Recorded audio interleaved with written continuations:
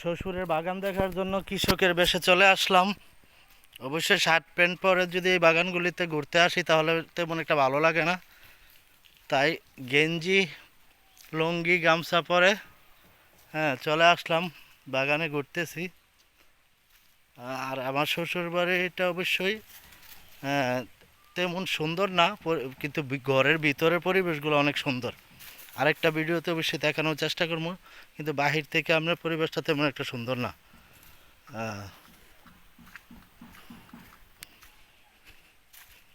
এতে দেখেন অনেক বড় বাগান, এই বাগানে হাঁটতে গেলে অনেক সময় লাগে, তো আমি তো আপনাদেরকে অল্প অল্পভাবে দেখানোর চেষ্টা করতেছি।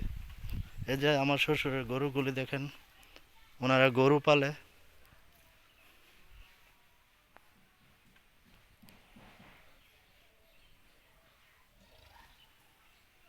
আমি অবশ্যই গরু ভয় পাই, আমি গরুর কাছে যাই না তেমন।